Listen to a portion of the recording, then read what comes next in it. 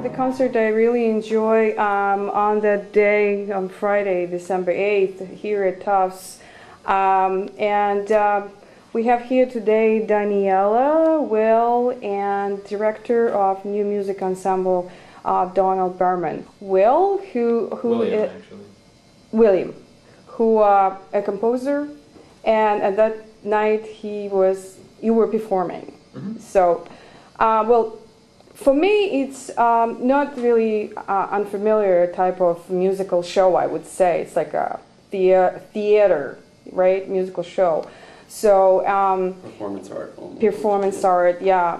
I was talking to Danielle before, and I was telling her that I'm a little bit familiar with Russian avant-garde music, and I know you, the one who is trying to get acquainted with music of new American composers, and it's interesting that it says that you're going to Rome to American Academy. American Academy. Right, that was my anthology of history of American composers, 1920 to 2000. So then the people can hear more music here of these American composers. Is that correct? Right, exactly. It was composers who found their voice by exiling themselves abroad to Rome. Okay, so you mean you did research and then you perform, is that correct? Yeah, I researched the archives of American composers who won the Rome Prize, which is the most important American composer compositional prize. And from the 20s to the 50s, they would spend 3 years in Rome. Now it's 1 year. And I put together a program of works that had not been performed or recorded in this country. Of those composers, some had. Like Barber's String Quartet was written in Rome, the most famous American chamber music piece probably. And did a 4-concert series in New York at Carnegie Hall, and then recorded 4 CDs and a 4-record anthology for Bridge Record of 36 composers, some famous, some not so famous. So that was a retrospective, a little more conservative than what you heard. I see. Well, when I was looking closer to a program, first of all, it's like the voice from the audience. When I was watching this piece called Jungle, the visual, it's not really gave me impression of a jungle. It just was kind of a real forest. So rainforest. Actually. Yeah. So, but the music, yes, it was a jungle. The voices, the sound, and so. First, you tell our viewers why it's called New Music Ensemble. We already got the idea because you are promoting and are trying to introduce people to music of contemporary composers. But by the way, I was reading that you are playing yourself a lot of classical music as well.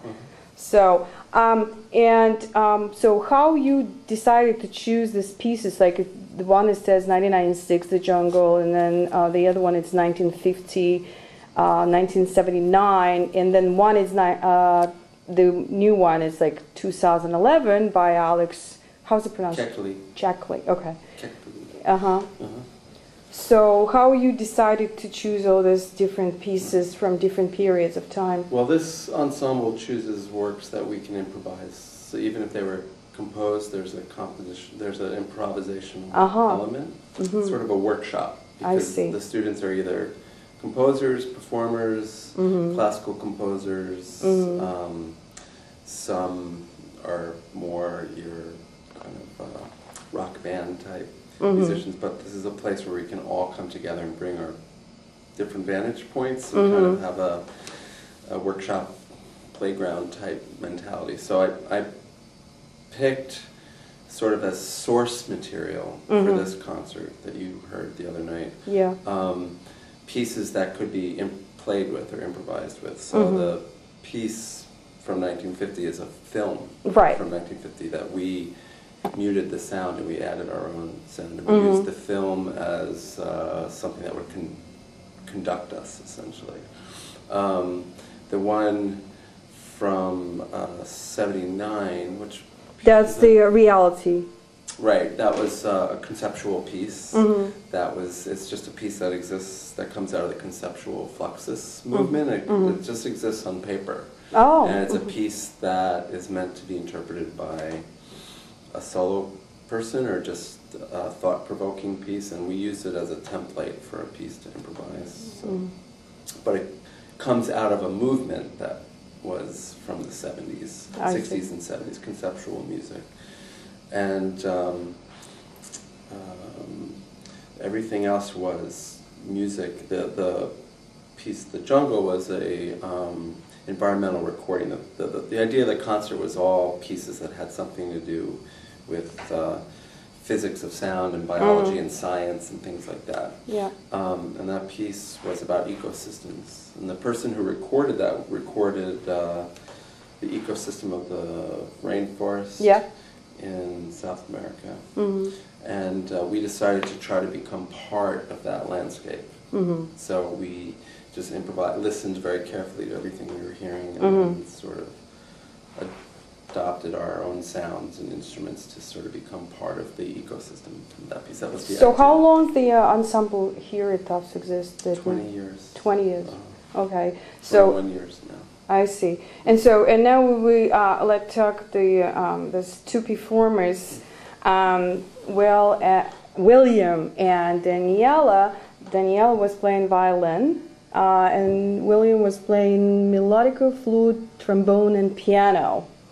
So, and I know the William himself is a composer. Yeah.